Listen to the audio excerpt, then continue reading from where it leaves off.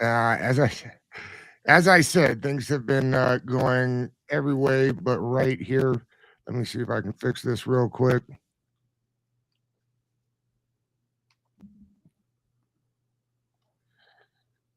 Let's see. We're just going to go like this. Um, Welcome everybody to another episode of the Big Doug and Carmi Show, your one-stop shop for all things Commanders. If you're watching on YouTube, please like and hit the notification button so you never miss an episode. Like today's episode with JJ Zachariason, the late round quarterback. How are you? I'm good, man. I'm good. How are you? I'm very good. Again, we're having Wi-Fi outages on the island, so probably better to see this screen than my face. Anyway, JJ, your first time on the show. We like to get to know folk a little bit. How did you get started, and how did you end up where you are now? Yeah, I mean it's been a minute. I started in 2012. I launched the late round quarterback ebook that was, at that point in time in the fantasy football space, a lot of people were drafting quarterbacks early, and I, realized that there was a strategy that was kind of agnostic to the time, year to year. It was just, this is something that works every single year. So I published this ebook and it got a little traction.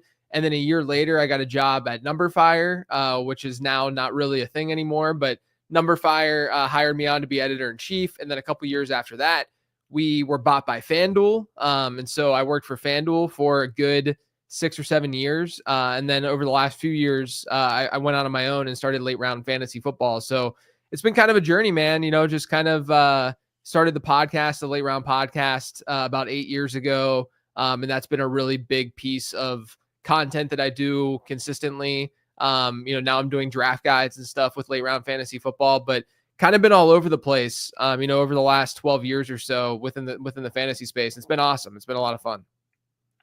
Do you have a favorite way to play? Yeah, I mean, I season long is always my bread and butter. I always go back to that, and we'll tell people that that's sort of the thing that I feel most comfortable with every year. But I've gotten more and more into best ball. Love best ball format. I love dynasty. There's really no form of fantasy football I think that I'm not interested in.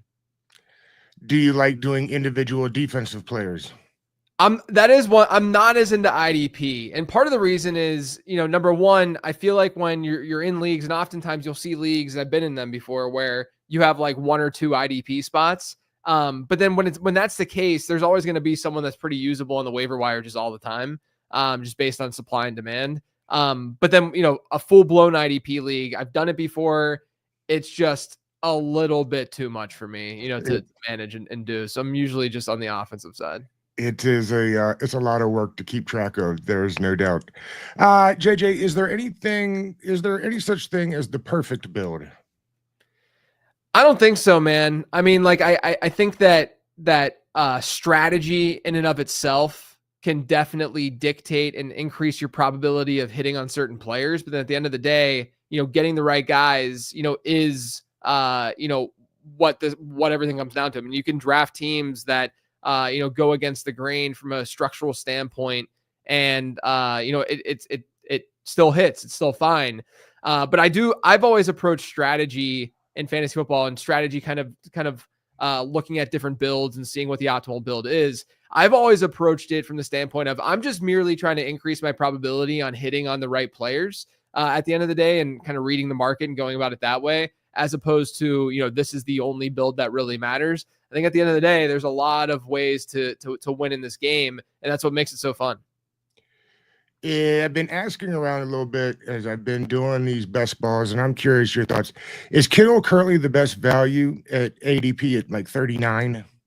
I like him a lot. I don't know if he's my number one, overall rostered player at this moment from an exposure standpoint, but I like him a lot. I mean, there is some regression coming his way year over year, but at the same time, I'm a huge fan of San Francisco this season. I built a formula and like a little algorithm to project touchdowns per game for each offense, and year over year, the team that showed the biggest improvement within that formula in touchdowns per game was San Francisco. So I'm very into the 49ers. Kittle's obviously part of that. I'm stacking them, getting a lot of Juwan Jennings and Ricky Pearsall as well. I think that's an offense we want to invest in. Now, is he the number one, go-to guy for me? Not necessarily, but I'm drafting, I'm overweight on him. I have more than what my expected exposure would be. Easier to punt on quarterback or running back early? I'll say quarterback. I obviously coming from the late round quarterback roots, I might sound biased, but running backs, if you look at league winning running backs in fantasy football, the guys who are giving you that edge each and every week, they're coming from the early rounds. They're coming from the first 2 rounds of your draft. You should try to get normally one of them in like a hero RB type build at the very least in the first couple rounds of your draft, just based on history. You can go zero RB. But just know there's certain that's more for certain league structures and formats to usually go in that direction.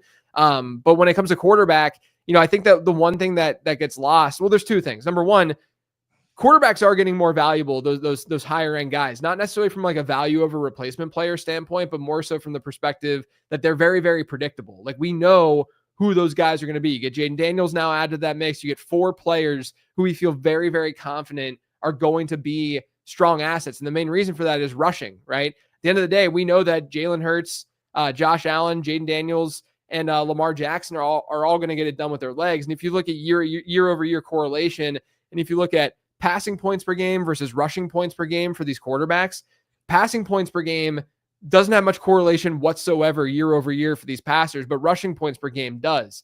And so that's why we, a value over replacement player formula might say, hey, this quarterback is X number of points better than the baseline quarterback. But what it's not saying is how predictable that projection actually is. So those 4 guys, they do have an edge because of the predictability aspect. With that being said, you can get that baseline player so much later in drafts versus at running back. And so I'll say that quarterback is a little bit more replaceable early on. You mentioned the stack earlier with San Francisco. Are there some other stacks that you like that you've been using a lot? Yeah, I usually go with cheaper ones that I'm more overweight on, because it's obviously easier to be overweight whenever you're from an exposure standpoint, whenever you're getting them later. So because it's just not as much of an investment. Yeah, there's a few that jump to mind. One of them is New England. I have a lot of Drake May. I'll stack them with like a Kyle Williams. You can get Hunter Henry late. I like Travion Henderson a lot, so I'm going with New England a good bit. Carolina is another one where Bryce Young last year, when he took back over that job, he averaged 18 fantasy points per game, and he looked a lot better, obviously, quarterbacking that team. You add Teteroa McMillan to that offense. Dave Canales is a good offensive mind. They have a pretty good offensive line. So I'm very invested in Bryce Young in that offense, just from a cost perspective. And then the last one is probably Green Bay would be the other one.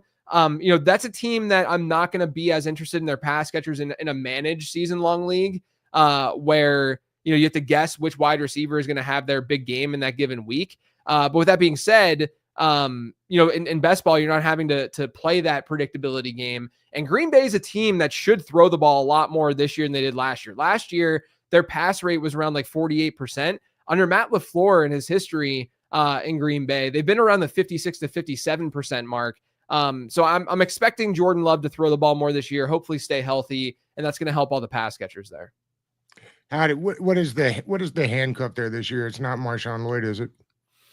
I'm still leaning Lloyd, but I think that if Josh Jacobs were to go down, there'd be a committee of sorts. I think Lloyd and his skill set, if he's healthy, of course, complements Jacobs pretty well, where he's more, he's more of on the explosive side as a running back, not as, doesn't have as much of the between the tackle stuff and doesn't necessarily have the same vision. But he can catch the ball out of the backfield. He can be a change of pace guy. I think that's why they drafted him last year in the first place, to be that change of pace guy.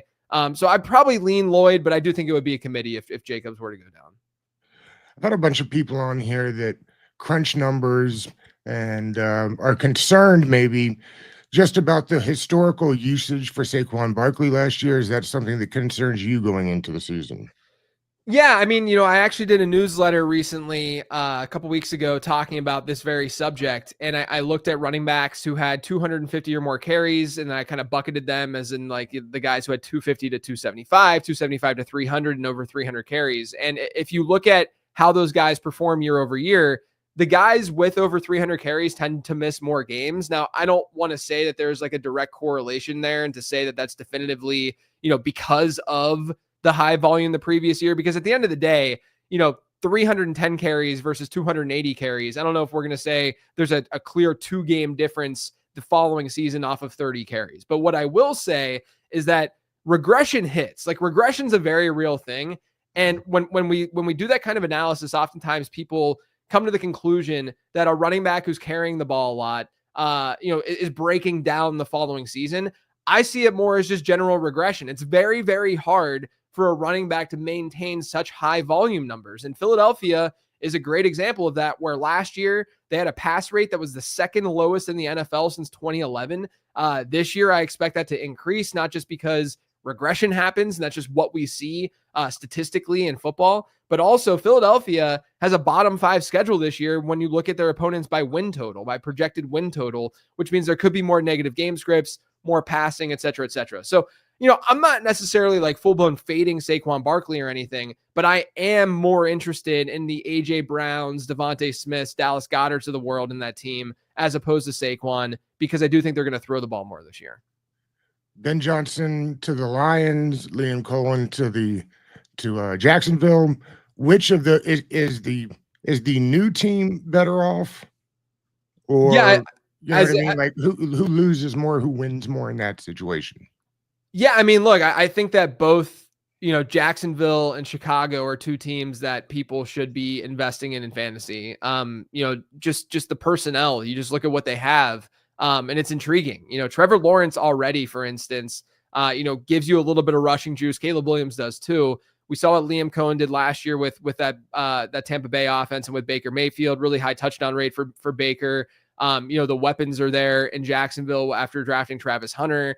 I mean, things are lined up. Like, if not this year for Trevor Lawrence, I'm afraid that I'm not sure it's ever going to happen for Trevor Lawrence. So I'm willing to throw that late round dart with him and invest. Obviously, Brian Thomas is a stud. I really like Bashal Tutin as a prospect coming out. So I'm interested in that ambiguous backfield, even if it's ETN. I think that you can throw darts at that backfield. And then Chicago, I'm super high on them too. Caleb Williams, he didn't look good last year. He had, his numbers told that same story. So I do think there's at least some, variance when it comes to how that passing attack might work. But, Roma Dunze was a really strong prospect. I love Luther Burden. He hasn't been able to find the field because he's been hurt, but I love Luther Burden as a prospect. Colston Loveland was a great prospect. DJ Moore, obviously, we know what he can do. I mean, there's just too much firepower with such a good offensive mind and Ben Johnson to not get at least semi-excited. And it's not like they're like overly costly in fantasy drafts. So I think that those two teams are set up really well. And then I think that when you look at where they're coming from,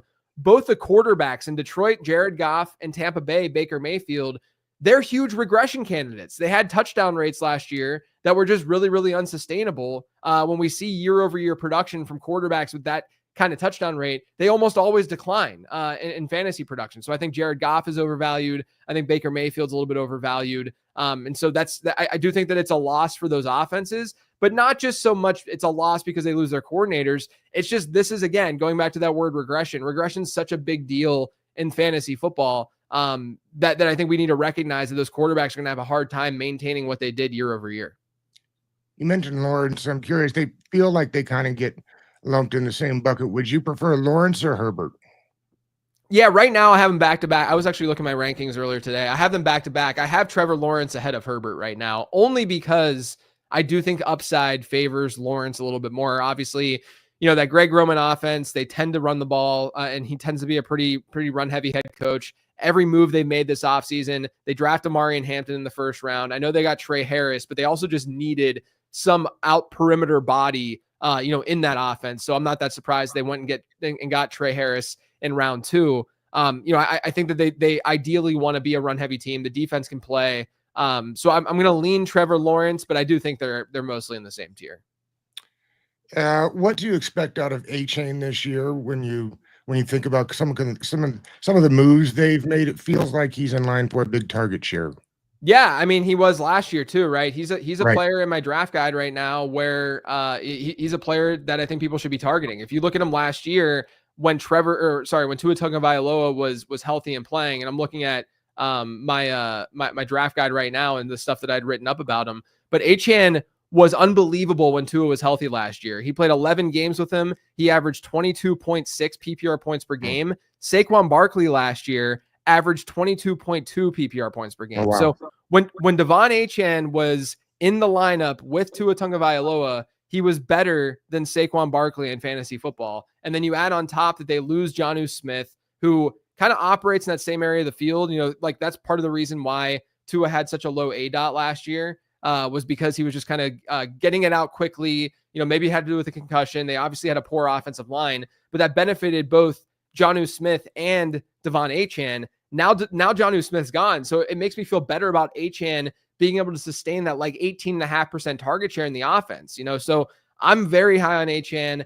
I would be drafting him, in your home league. I know in best ball drafts, he'll go in like early round 2, but I think in a managed season long league, like you can get him at the end of round 1. Do you have any late round favorites that you end up picking a lot? Yeah, I mean, there's definitely a handful. I like Trey Harris, who I mentioned Mhm. already. He's someone who he had an unbelievable last season in college, where his yards per route run was the best that PFF had ever charted and seen from a Power 5 wide receiver. So I think he's really intriguing. At quarterback, I mentioned Trevor Lawrence as a late round dart throw. I like JJ McCarthy as a late round dart throw. I think he has some sneaky rushing upside. Bryce Young, I'd already mentioned as well. Bashal Tutin, I like out of that ambiguous backfield in Jacksonville. He's got a lot of burst. I think he can catch the ball out of the backfield. There are question marks about his consistency, maybe play to play, and if he's going to be able to be more than just sort of this like outside runner and just break these big plays. But that's the kind of investment to make in season long to see if he's got it or not, because he at least has the traits. So he'd be one to call out there.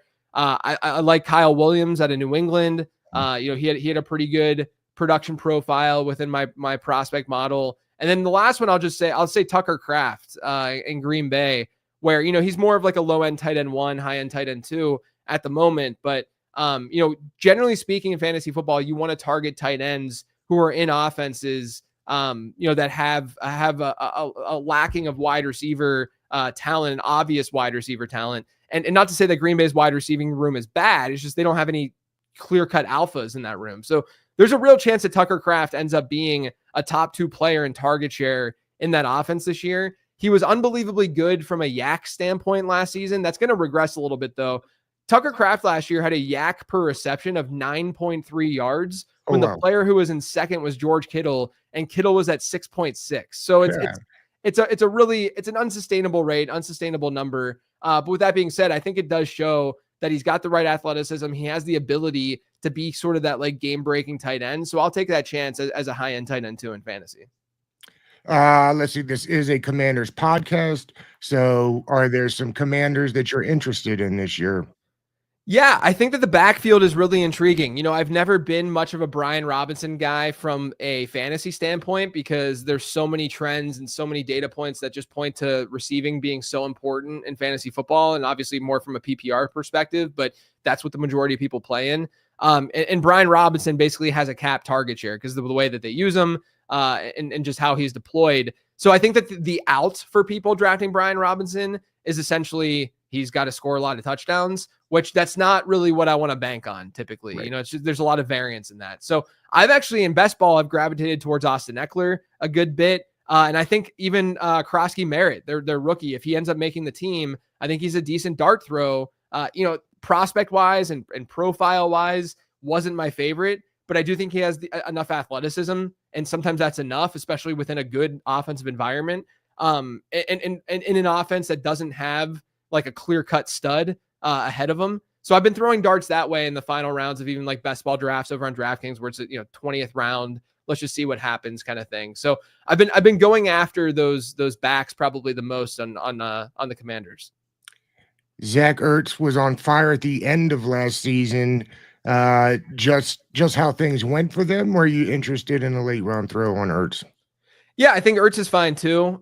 It's just one of those things where you're just like, can he do that again? Right. At his age, it's you question Yeah. that ability, and then them adding Debo obviously kind of shifts the target share, question and the way that'll be dispersed, how the way targets will be dispersed at least a little bit. But yeah, I don't mind Ertz. Like Ertz especially is someone that I've gotten in like game stacks. So in best ball, you're trying to stack week 17 games because that's championship week. And if that game blows up and you have those players, then you're in really good shape.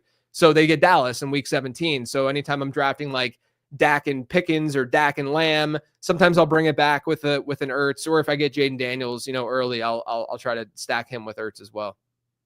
Where are you on Pickens currently? On Pickens, I think is really intriguing.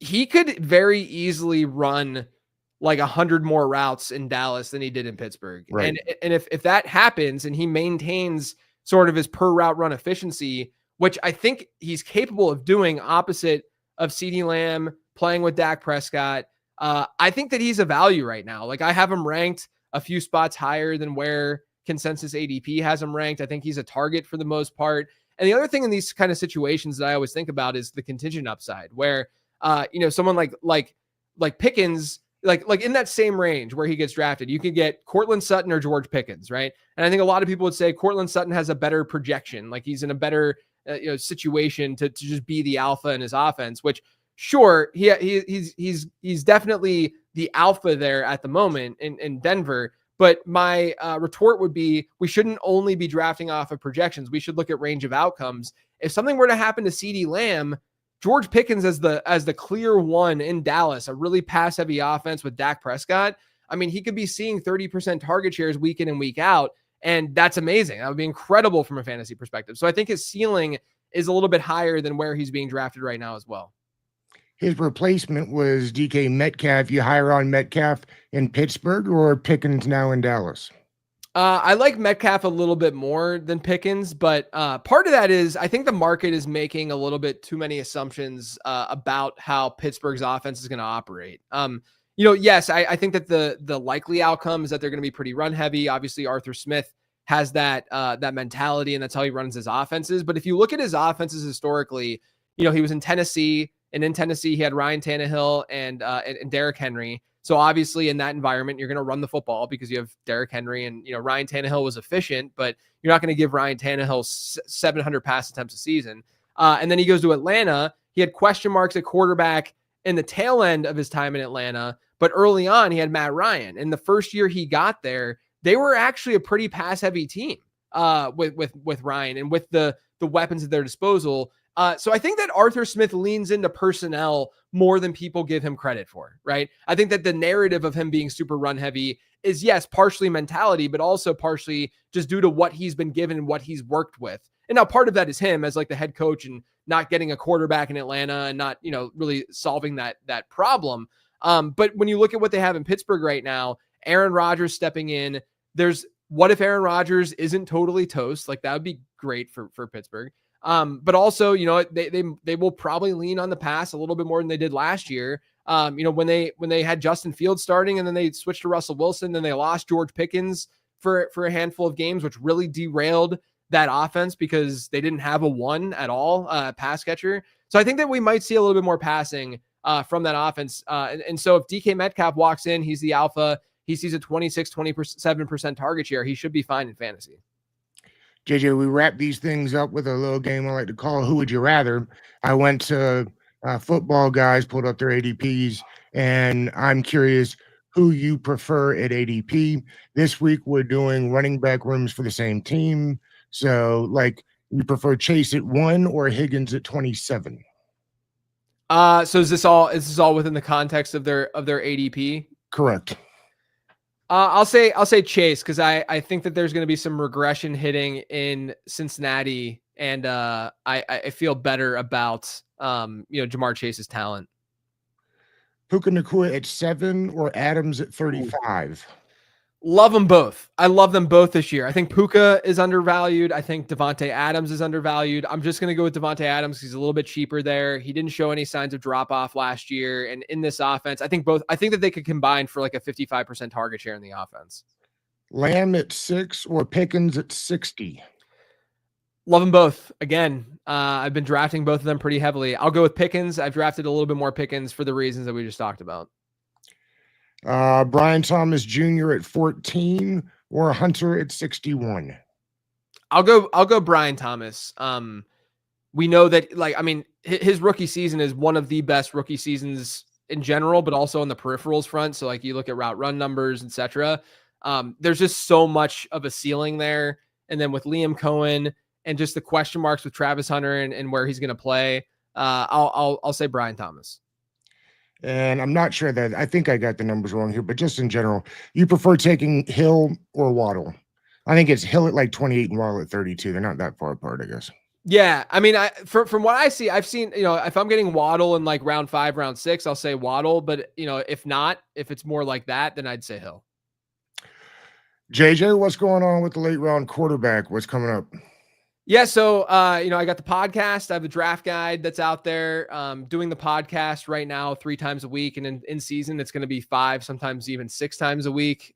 So there's just a lot coming up within the show, and then the draft guide all available on lateround.com. And we'll drop after this, I'll do like a repost of the podcast, and we'll drop a link to the guide so people can see it. This was great, man. Thank you for putting up with my technical difficulties. But I enjoyed this a lot. I appreciate you. Yeah, man. Thanks. I appreciate it. Okay.